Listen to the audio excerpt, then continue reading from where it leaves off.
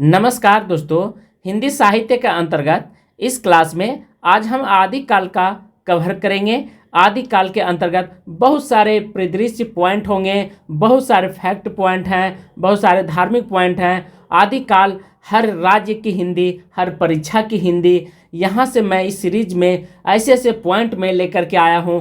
पढ़ेंगे तो आपकी सफलता निश्चित है। फर्स्ट में इतिहास लेखन की परंपरा कहाँ से प्रारंभ होती है आदिकाल का, उसके बारे में चर्चा करते हैं।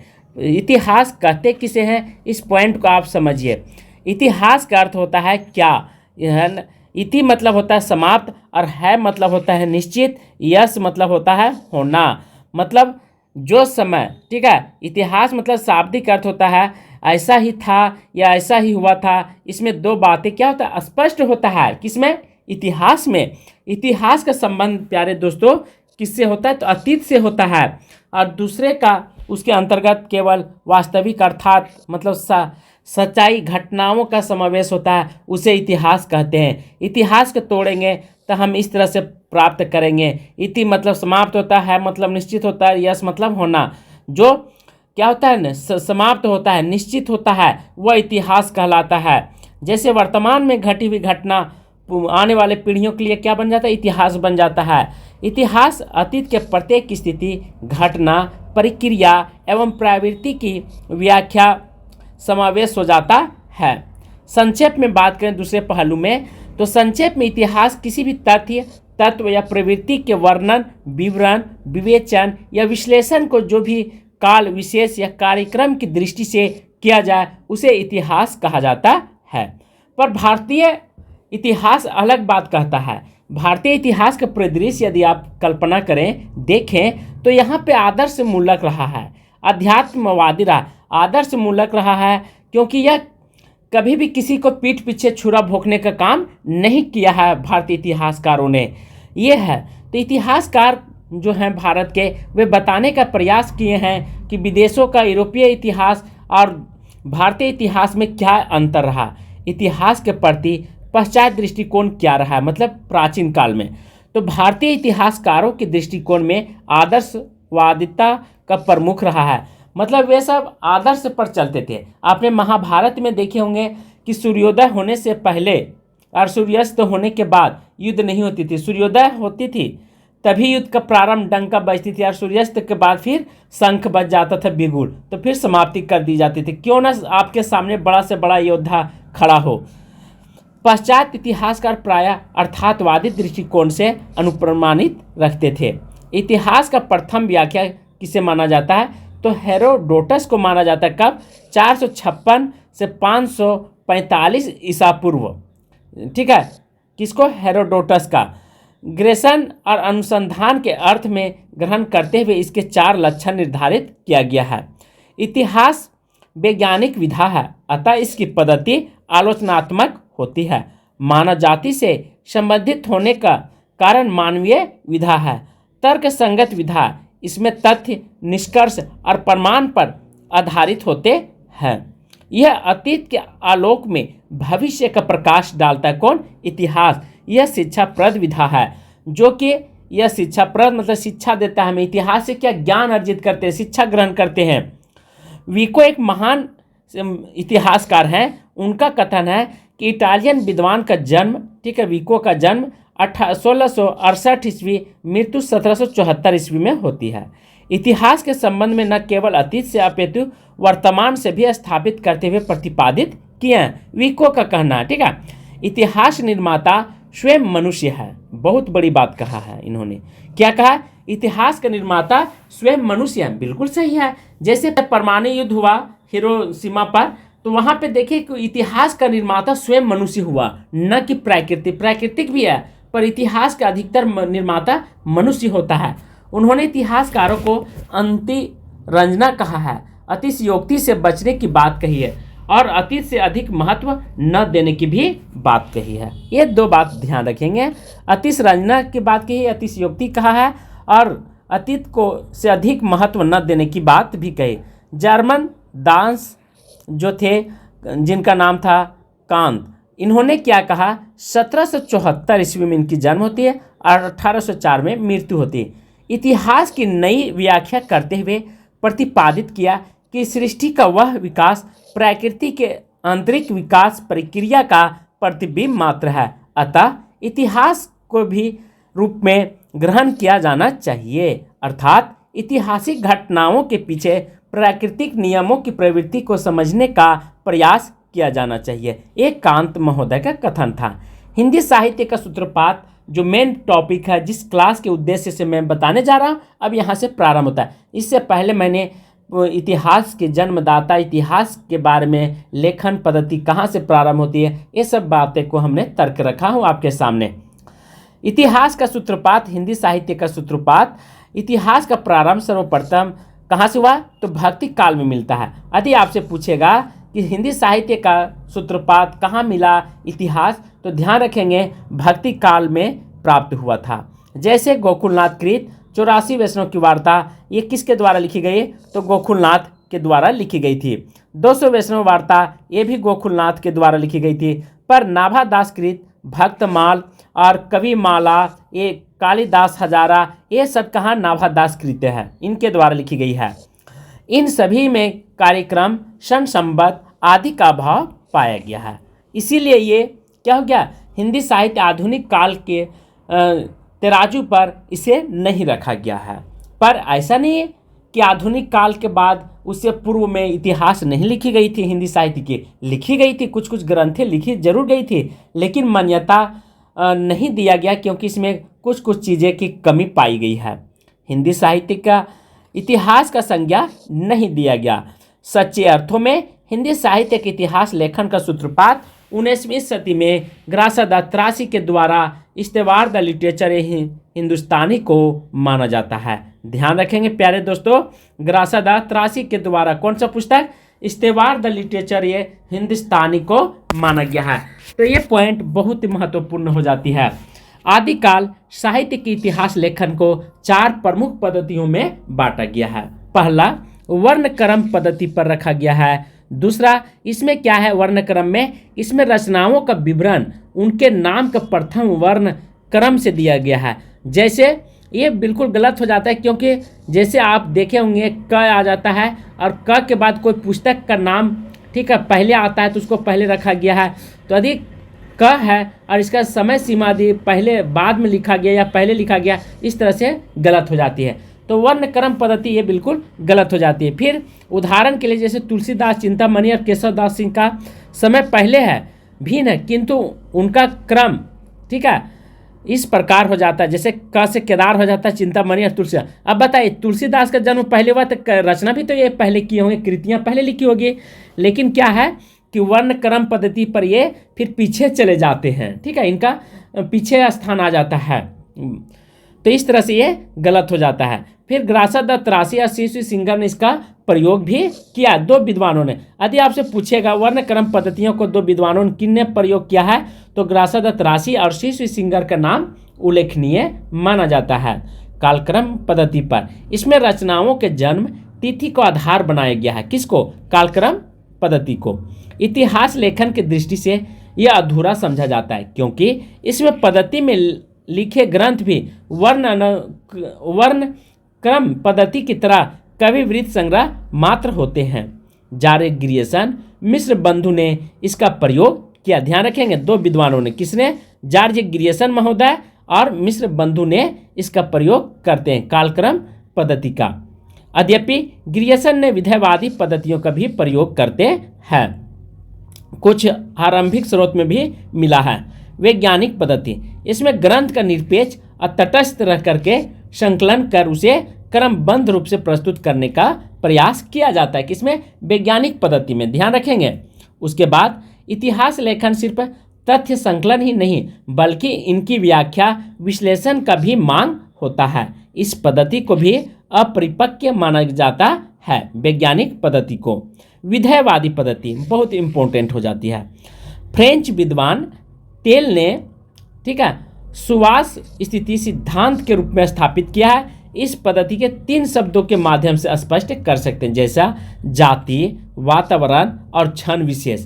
तो ये फ्रेंच विद्वान तेल का कथन है विधेयवादी पद्धतियों को। जैसे इस्तेवार द लॉ लिटरेचर इंदुई ए हिंदुस्तानी। इसके जन्मदाता प्रथम भाग 1839 ईस्वी में प्रकाशित हुई थी, द्वितीय भाग 1847 ईस्वी में, और दूसरा संस्करण आया था 1871 ईस्वी में। देखिए भाग या संस्करण अलग अलग है। संस्करण होता है उसको नया वर्जन, नया अपडेट करके आना ही संस्करण कहलाता है, पर भाग जो होता है वो भाग अलग होता है। ठीक है, संस्करण मतलब होता है जैसे अभी आईफोन आ रहा है नया नया, तो लॉन्च होता है ना नया फ़ोन, तो वो संस्करण कह लीजिए। ठीक है, नया अपडेट। इसमें 3 खंड कर दिया गया है। दूसरा संस्करण में 3 खंड था, ये इंपॉर्टेंट हो जाती है। ठीक है, प्रथम भाग 1839, द्वितीय भाग 1847। पुनः मैं बता दे रहा हूँ, इसमें उर्दू और हिंदी के 738 कवियों का विवरण मिलता है। किसमें? तो इस्तेवार द लिटरेचर ये हिंदुस्तानी में। ठीक है, ये ग्रासद त्रासी के द्वारा लिखी गई है। यह अंग्रेजी वर्णक्रम पद्धति पर, इसमें 72 कवियों के हिंदी का जिक्र है, मतलब 738 में मात्र 72 कवि हैं। ठीक है, फ्रेंच विद्वान में लिखा है ये हिंदी में। ठीक है, फ्रेंच विद्वान के द्वारा लिखी गई है, अर्थात फ्रेंच भाषा में लिखी गई है। और हिंदुई का अर्थ होता है, हिंदवी का अर्थ होता है हिंदी, हिंदुई का अर्थ होता है, ध्यान रखेंगे। इसे ब्रिटेन और आयरलैंड के पश्चात साहित्य अनुवाद समिति की ओर से पेरिस में प्रकाशित किया गया था। कहाँ पे? तो यह पेरिस में प्रकाशित हुआ था। इस ग्रंथ को लक्ष्मी सागर बिश्नोई ने वर्णित हिंदी रचनाओं संबंधी हिंदी में अनुवाद किया है। किसके द्वारा? लक्ष्मी सागर बिश्नोई के द्वारा हिंदी में अनुवाद किया गया है। कौन सा नाम है? हिंदुई साहित्य के इतिहास शीर्षक में 1952 में प्रकाशित हुआ था। ठीक है, ये लक्ष्मी सागर बिश्नोई 1952 में। ताजकीरा ये सूरा। ठीक है, लेखन मौलवी करमुद्दीन 1848 ईस्वी में किए हैं। कब किए हैं? तो 1848 ईस्वी में। इस दिल्ली कॉलेज द्वारा प्रकाशित इस ग्रंथ में 1004 कवियों का जिक्र प्राप्त है। कवियों का विवरण दिया गया, जिनमें से 62 कवि हिंदी से संबंधित रखते हैं। किसमें? ताजकीरा ये सूरा में। मौलवी करमुद्दीन द्वारा लिखी गई है। कब? 1848 ईस्वी में। इसमें सर्वप्रथम कालक्रम का ध्यान रखा गया था, किंतु नामकरण का ध्यान नहीं रखा गया था। तलाकशुदा भी कहा जाता है इसका। शिवसी सरोज। ठीक है, जो शिवसी सिंगर के द्वारा लिखी गई थी। 1883 ईस्वी में नवल किशोर प्रेस में प्रकाशित हुआ था। लेखन से प्रकाशित इसमें इस ग्रंथ में सर्वप्रथम 1003 से ज़्यादा भाषा कवियों का विवरण दिया गया। इससे के बाद में इतिहासकारों के लिए आधार भी बना है। इस ग्रंथ को हिंदी साहित्य के इतिहास का प्रस्थान बिंदु कहा जाता है। इसमें वर्णक्रम पद्धति का प्रयोग किया गया है। देखिए बहुत इंपॉर्टेंट बात हो जाता है कि प्रस्थान बिंदु किसे कहा गया है, तो ध्यान रखेंगे शिवसी सरोज जो है शिवसी सिंगर के द्वारा लिखी गई है 1883 में, इसे बोला गया है प्रस्थान बिंदु। उसके बाद the modern vernacular literature of northern Hindustan, जो जॉर्ज ग्रियर्सन महोदय के द्वारा 1888 ईस्वी में प्रकाशित हुआ था। ठीक है, ये 2 पॉइंट ध्यान रखेंगे। इस ग्रंथ का प्रकाशन एशियाटिक सोसाइटी ऑफ बंगाल पत्रिका के विशेषांक के रूप में किया गया था। बहुत सारे विद्वान ने सही अर्थों में हिंदी साहित्य का पहला इतिहास ग्रंथ माना है। किसके द्वारा? जॉर्ज ग्रियर्सन महोदय के द्वारा 1888 ईस्वी में प्रकाशित हुआ था। ठीक है, एशियाटिक सोसाइटी ऑफ बंगाल पत्रिका में। कौन सा पुस्तक? The modern vernacular literature of northern Hindustan को। इसमें पहली बार सर्वप्रथम हिंदी साहित्य की भाषा का दृष्टि से निर्धारित करते हुए हिंदी के इतिहास का संस्कृत, पाली, प्राकृतिक एवं अरबी फारसी मिश्रित उर्दू के पृथक किया गया है। लेकिन जो बात हम सभी लोग जानते हैं कि हिंदी साहित्य लिख रहे हैं तो हिंदी साहित्य के कवियों का ही जिक्र होना चाहिए। ठीक है, ये नहीं कि अरबी फारसी कवियों का। लेकिन पहली बार इन्होंने एक अलग दिशा मापदंड देने का प्रयास किए हैं डॉक्टर ग्रियर्सन महोदय ने। ठीक है, केवल हिंदी कवियों का जिक्र किए थे। इसमें पहली बार कवियों का कालक्रम वर्गीकरण करते हुए उनकी प्रवृत्ति को उद्घाटित किया। संपूर्ण ग्रंथ 12 अध्याय में विभक्त है, जिसकी शुरुआत 11 अध्याय भिन्न भिन्न काल के सूचक में शुरुआत 11 अध्यायों के नामांकन भी किया गया। इन्होंने सर्वप्रथम भक्ति काल को 16वीं या 17वीं शताब्दी को, ठीक है, किसने कहा था? स्वर्ण युग कहा था। डॉक्टर ग्रियर्सन महोदय में। ठीक है, बहुत इंपॉर्टेंट है, VVI आप इसे लगा लेंगे। इसमें कुल 952 कवियों को शामिल किया है। इनमें 886 कवियों का विवरण आधार शिवसी सरोज है। डॉक्टर किशोरीलाल गुप्त ने इसका अनुवाद हिंदी साहित्य के प्रथम इतिहास के नाम से 1957 ईस्वी में प्रकाशित किया है। किसने? किशोरीलाल गुप्त में। किस नाम से? ध्यान रखेंगे, हिंदी साहित्य का प्रथम इतिहास के नाम से। ये इंपॉर्टेंट हो जाती है। साहित्य इतिहास में यह ग्रंथ मीलों का पत्थर माना जाता है। मिस्र बंधु विनोद, यह 3 भाग में प्रकाशित हुआ था 1913 में। चौथा भाग 1934 ईस्वी में प्रकाशित हुआ था। लेखन मिस्र बंधु। ठीक है, इनमें से 4591 कवियों का जिक्र किया गया है। ग्रियर्सन यद्यपि काल विभाजन नामांकन कर चुके थे, किंतु व्यवस्थित रूप से इसका श्रेय मिस्र बंधु को जाता है। उन्होंने संपूर्ण इतिहास को 5 कालों में विभाजित किया है। मिस्र बंधु 3 भाई हुआ करते थे, बहुत इंपॉर्टेंट है। ठीक है, गणेश बिहारी, श्याम बिहारी और सुखदेव बिहारी। ध्यान रखेंगे, गणेश बिहारी, श्याम बिहारी और एक सुखदेव बिहारी। 3 भाइयों का ये मिलन है और 3 भाइयों को ग्रुप को मिस्र बंधु नाम दिया गया है। हिंदी साहित्य की प्रमुख ग्रंथ, इसे आप जरूर रट लेंगे, बहुत इंपॉर्टेंट हो जाती है प्यारे दोस्तों। जैसे इस्तेवार द लिटरेचर ये हिंदुस्तानी 1839 ईस्वी में। कब? ग्रासदा 83 की। क्योंकि मोस्ट इम्पोर्टेंट है, इसे आप हल्के में नहीं लेंगे। टोटल हमने 30 पुस्तक के बारे में बता रहा हूँ। सेकेंड है ताजकीरा ये सूरा ये हिंदी 1848 ईस्वी में। लेखक का नाम है मौलवी करमुद्दीन। थर्ड है the modern vernacular literature of northern Hindustan. लेखक जॉर्ज ग्रियर्सन महोदय 1888 ईस्वी में। 4 है हिंदी कोविद रक्तमाला 2 भागों में 1909 में और 1914 में। लेखक श्याम सुंदर दास।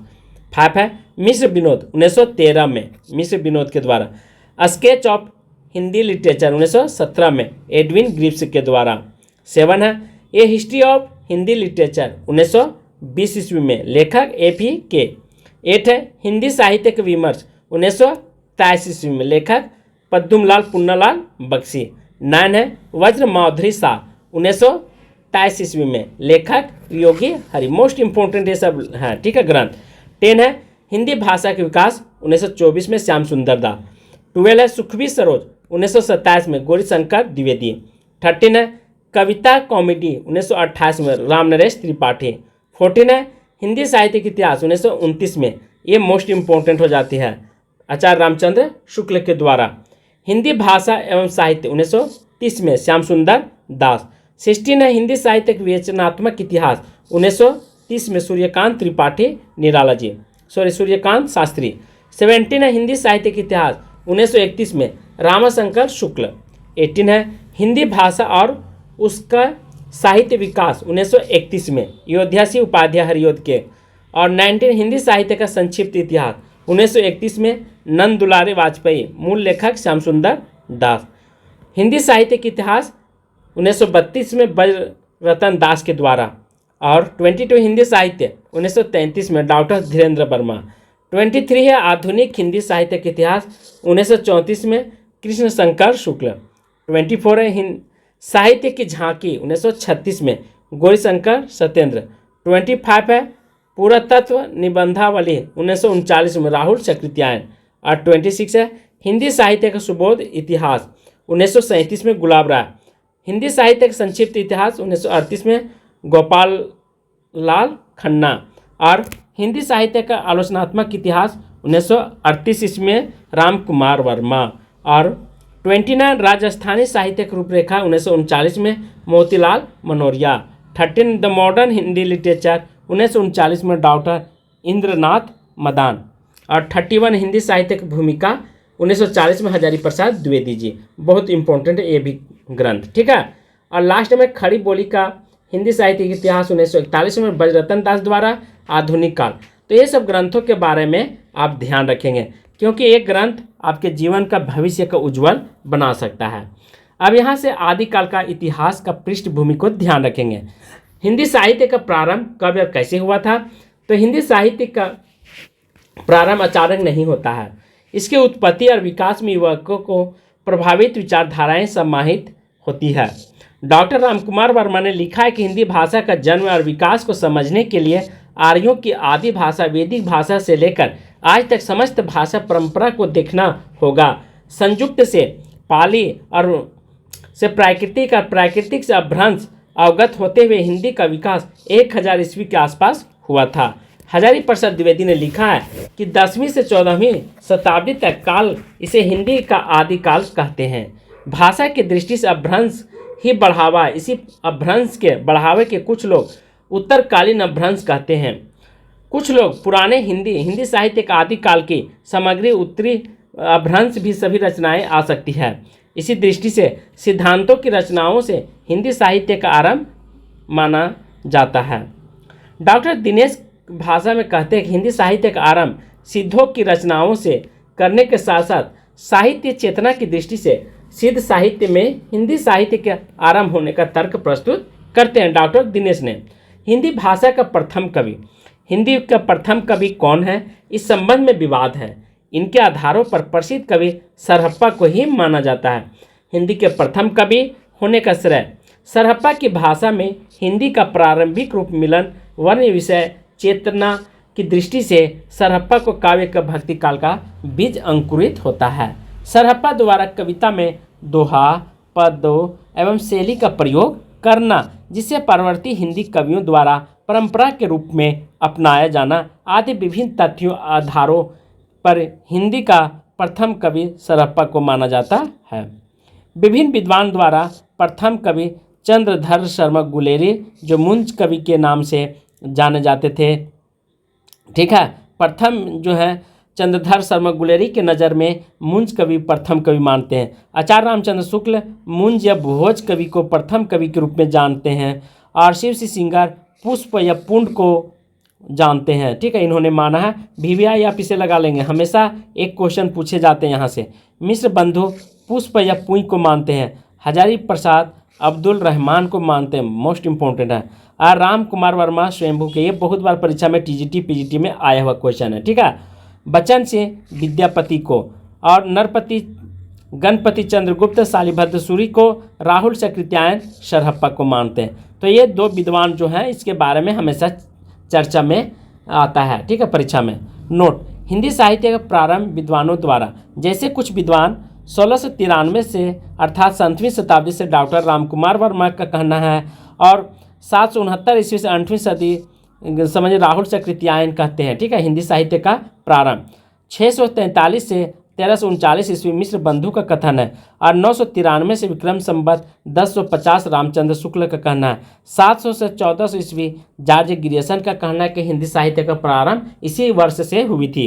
और 1000 से 1400 ईस्वी कौन मानते हैं? हजारी प्रसाद द्विवेदी जी मानते हैं। और 7वीं सदी अर्थात 796 से 1418 ईस्वी डॉक्टर नगेंद्र का कथन है।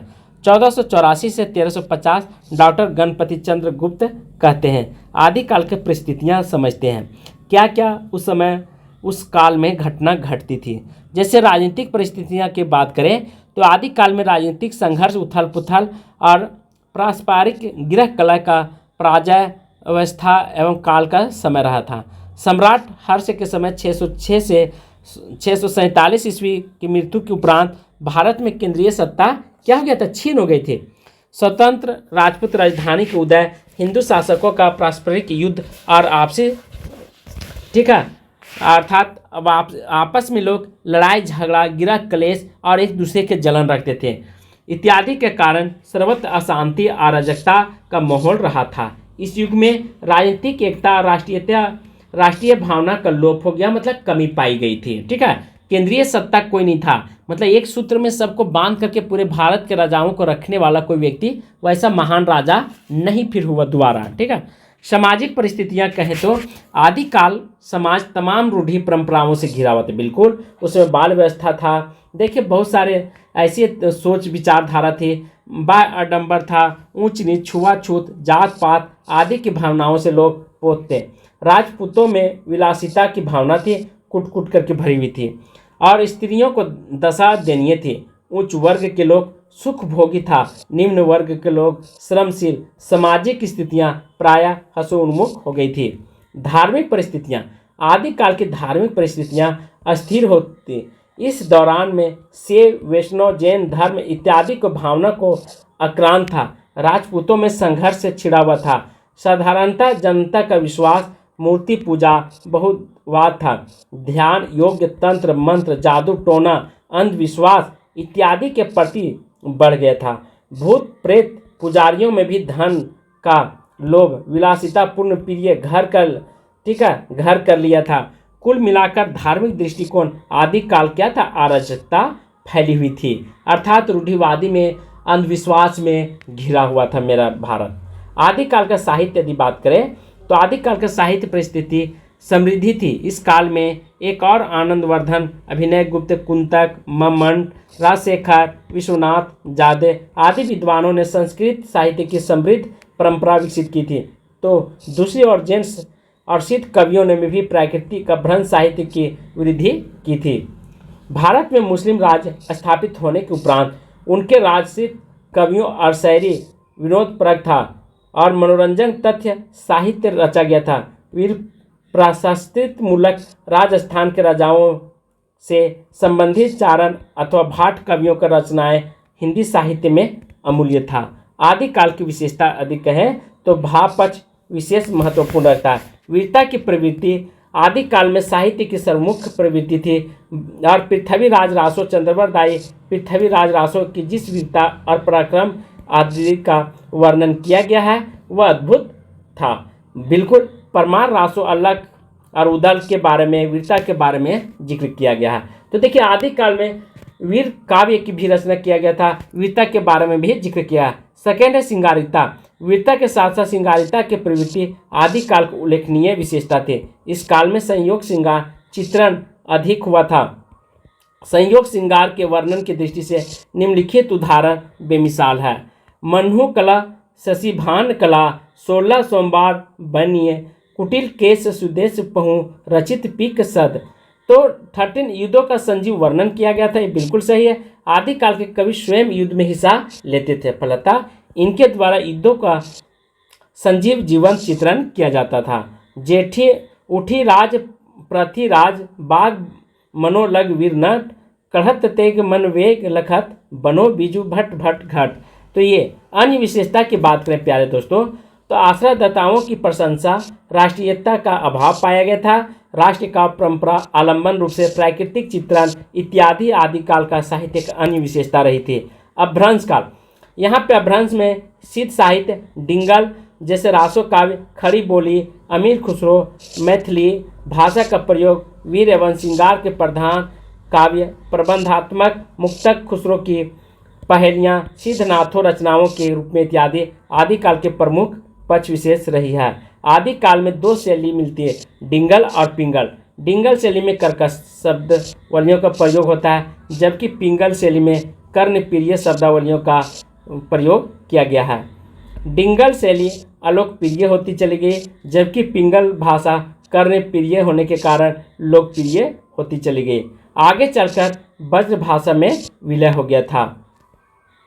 हिंदी साहित्य का काल विभाजन एवं नामकरण, जारी ग्रेसन का काल विभाजन नामकरण, जैसे इन्होंने चारण काल 700 से 1300 ईस्वी कहा, और सेकेंड है 15वीं सदी का धार्मिक पूर्ण जागरण काल कहा, और थर्ड है मलिक मोहम्मद जैसी का प्रेम काव्य कहा, फोर है वज्र का कृष्ण काव्य कहा 1500 से 1600 ईस्वी, और 5 है मुगल दरबार, 6 है तुलसीदास का समय सीमा मानते हैं, और 7 रीति काव्य कहते हैं, और 8 है 18वीं शताब्दी से सन 17वीं शताब्दी और 1800 ईस्वी तक इन्होंने माना है। ठीक है, ग्रियर्सन महोदय किसका? आदिकाल का समय सीमा।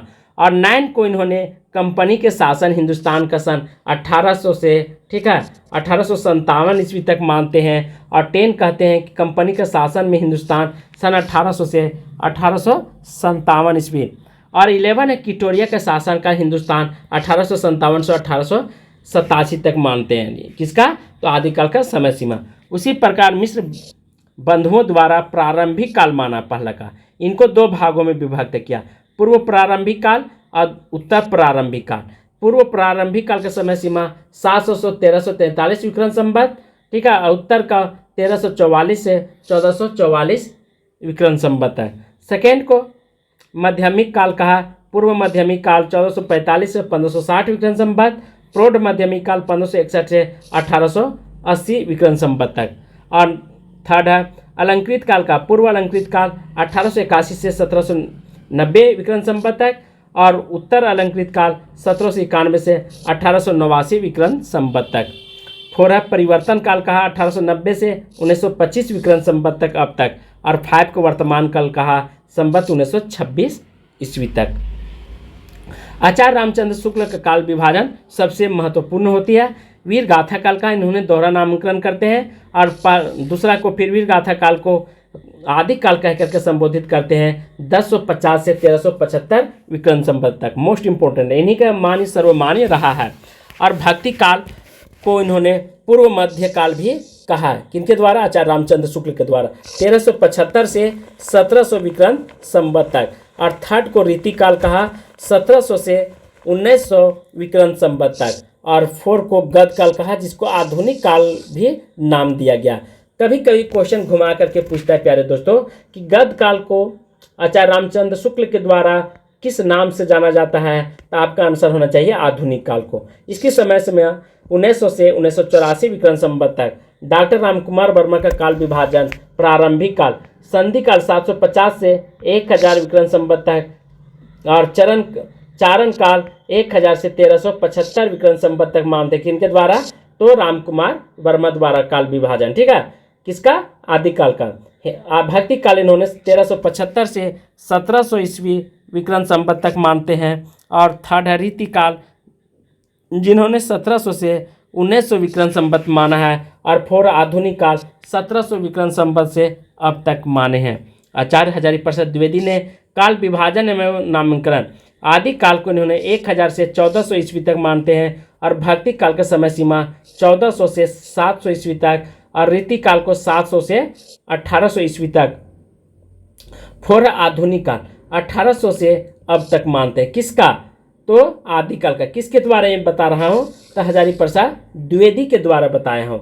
बहुत इंपॉर्टेंट हो जाती है, ठीक है। आदिकाल, भक्ति काल, रीति काल और आधुनिक काल। तो कभी कभी समय सीमा भी घुमा फिरा करके पूछता है। पूछेगा कि आदिकाल हजारी प्रसाद द्विवेदी के द्वारा कब से कब माना गया है, तो आपका आंसर होना चाहिए 1000 से 1400 ईस्वी तक, ठीक है। डॉक्टर गणपति चंद्र गुप्त के द्वारा। किसका? आदिकाल का नामकरण एवं काल विभाजन। इन्होंने प्रारंभिक काल कहा, 1184 से मानते हैं से 1350 ईस्वी तक। इन्होंने ईस्वी में माना। पूर्व मध्य काल कहा 1350 से 1600 ईस्वी, डॉक्टर गणपति चंद्र गुप्त के द्वारा। उत्तर मध्य काल कहा 1600 से 1857 ईस्वी को। और आधुनिक काल कहा 1857, जो प्लासी के युद्ध हुआ था, ठीक है, 1857 का क्रांति, उस समय से इन्होंने आधुनिक काल मांगा था। और डॉक्टर गणपति चंद्र गुप्त के द्वारा, इनके द्वारा आदिकाल का समय सीमा 700 से 1400 ईस्वी मानते हैं। भक्ति काल 1400 से 700 ईस्वी तक माने हैं। और रीति काल 17वीं सदी से 19वीं सदी तक। आधुनिक काल 19वीं सदी से अब तक मानते हैं। फिर उन्होंने आधुनिक काल को 3 भागों में विभाजित किया है। पूर्ण जागरण काल, जो भारत तेंदु युग का मानते हैं 1857 से 1900 ईस्वी। और जागरण सुधार काल, द्विवेदी काल, जो 1900 से 1918 ईस्वी। छायावाद युग 1918 से 1938। छाया उत्तरोत्तर काल, प्रगति प्रयोग काल, जो 1938 से 1953 ईस्वी। नव लेखन काल 1953 से अब तक। डॉक्टर बच्चन सिंह काल विभाजन एवं नामकरण।